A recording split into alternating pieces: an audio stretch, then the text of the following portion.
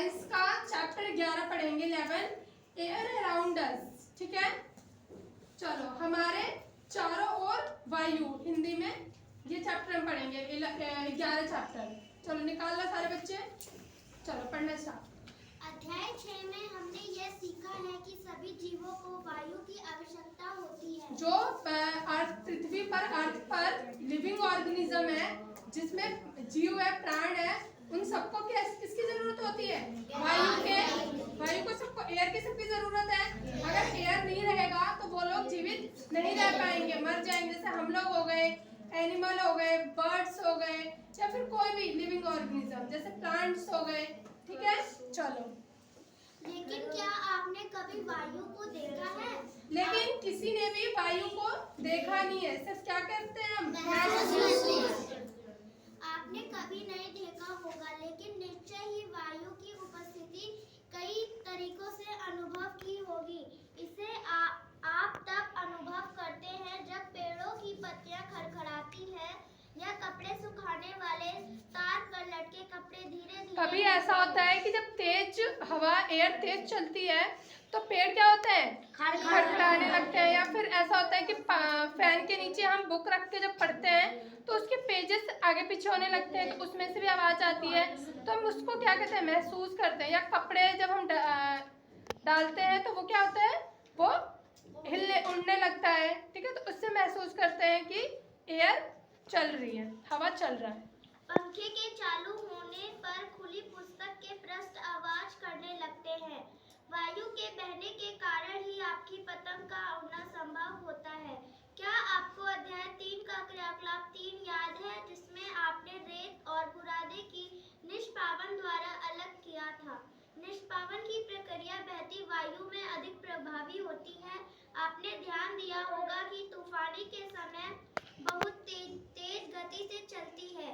कभी कभी तो यह पेड़ों को भी उखाड़ देती है तथा छतों के ऊपरी हिस्सों। जब तूफान, साइक्लोन आता है, कभी देखा सुना होगा, अभी कुछ ही दिन पहले आया था, तो उसमें क्या होता है? साइक्लोन आता है तो बड़े बड़े जो पेड़ होते हैं या फिर छत होता है, घरों को गिरा देता है। पेड़ गिर जाएंगे, बिजली के जो खंभे होते हैं वो गिर जाते हैं, उससे काफ़ी क्या होता है? नुकसान होता है। तो वो छोटे मोटे हवा, जैसे कि धीरे हवा चले या फिर हवा से नहीं होता, साइक्लोन आता है जब ये तबाही लेके आता है। ठीक है, क्या आप कभी फिरकी से खेले हैं? चित्र 11.1 क्रियाकलाप 1। आइए चित्र 11.2 में दिए गए निर्देशों के अनुसार हम अपनी एक फिरकी बनाते हैं। फिरकी की डंडी को पकड़िए और उसे एक खुली क्षेत्र भिन्न भिन्न दिशाओं में रखिए। इसे थोड़ा आगे पीछे कीजिए, देखिए क्या होता है। क्या फिरकी घूमती है? फिरकी को कौन घुमाता है? क्या इसे वायु नहीं घुमा रही है?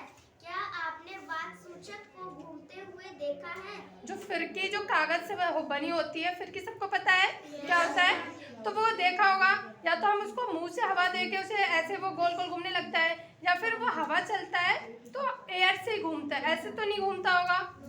ठीक है, चलो। चित्र 11.3 यह उस दिशा में रुक जाता है जिसमें कि उस स्थान पर वायु चल रही होती है। 11.1 क्या वायु हमारे चारों ओर हर जगह उपस्थित है? इस रूम में क्या है? वायु उपस्थित है।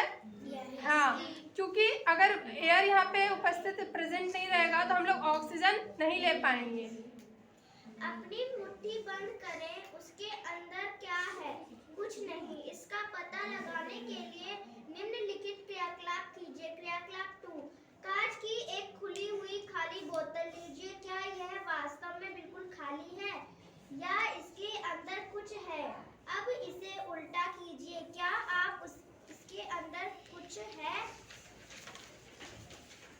अब बोतल के खुले मुख को पानी से भरी हुई बाल्टी में चित्र 11.4 के अनुसार डुबोए। बोतल को ध्यान से देखिए, क्या आप पानी बोतल के अंदर प्रवेश करता है? अब बोतल को थोड़ा सा तिरछा कीजिए। क्या अब पानी बोतल में प्रवेश करता है? क्या आप बोतल में से कुछ बुलबुले बाहर आते देखते हैं? ये बुदबुदाहट सुनाई देती है। क्या अब आप अनुमान लगा सकते हैं कि अंदर क्या है? हाँ, आप सही है, यह वायु है जो कि समझ में आया? जब हम खाली बॉटल या किसी भी चीज को पानी के अंदर डालते हैं तो जब पानी उस बॉटल के अंदर पानी जब जाने लगता है और उसके बाद क्या होता है कि उस पे जो बबल्स होते हैं वो ऊपर की तरफ आने लगते हैं। तो वो बबल्स क्यों आते हैं? क्योंकि जो बॉटल के अंदर एयर था वह बाहर निकल रहा है, ठीक है, इस वजह से वो बबल्स बाहर की तरफ निकलने लगते हैं। जो कि बोतल में उपस्थित थी। बोतल पूरी तरह से किसी भी प्रकार खाली नहीं थी। वास्तव में इसे उल्टने पर भी यह पूरी तरह से वायु से भरी हुई थी। इसलिए आप देखते हैं कि जब बोतल उल्टी स्थिति में होती है, पानी बोतल के प्रवेश नहीं करता क्योंकि वायु के निकलने के लिए कोई जगह नहीं होती। और वही अगर हम बॉटल को उल्टी कर दें, मतलब बॉटल का जो जिसमें से हम पानी भरते हैं उस चीज़ को हम नीचे की तरफ रख दें तो पानी भर नहीं पाएगा, क्योंकि जो उसमें एयर थी वो उसको निकलने के लिए कोई जगह ही नहीं है। एयर जब बाहर निकलेगा तभी तो उसके अंदर वाटर जाएगा, पानी जाएगा, ठीक है। जब बोतल को तिरछा करते हैं तो वायु बुलबुलों के रूप में बाहर आती है और वायु के निकलने से खाली हुई भाग में पानी भर जाता है। और जब हम बॉटल्स को जब हम थोड़ा टेढ़ा कर देंगे तो उसमें से क्या होगा कि बबल्स बाहर निकल जाएंगे। जो एयर है वो बबल्स के थ्रू बाहर निकल जाएगा और उसमें पानी भर जाएगा। यह क्रियाकलाप दर्शाता है कि वायु स्थान घेरती है। ठीक है, जो एयर होता है वो स्थान कवर करता है। किसी भी खाली चीज में ऐसा ना सोचो कि उसमें कुछ नहीं है, उसमें एयर प्रेजेंट होता है। यह बोतल के पूरे स्थान पर भर जाती है। यह हमारे चारों ओर उपस्थित है। वायु का कोई रंग नहीं होता, हम इसे आर पार देख सकते हैं, यह पारदर्शी होती है। हमारी पृथ्वी वायु की एक पतली परत से घिरी हुई है।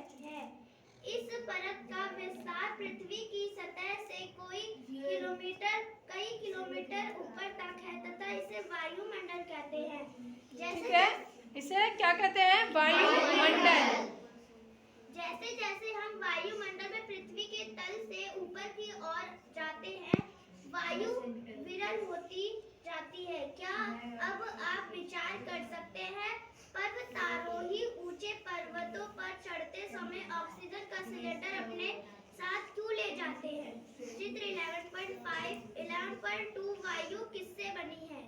18वीं शताब्दी तक लोग सोचते थे कि वायु केवल एक ही पदार्थ है। प्रयोगों से यह सिद्ध हो गया है कि वास्तव में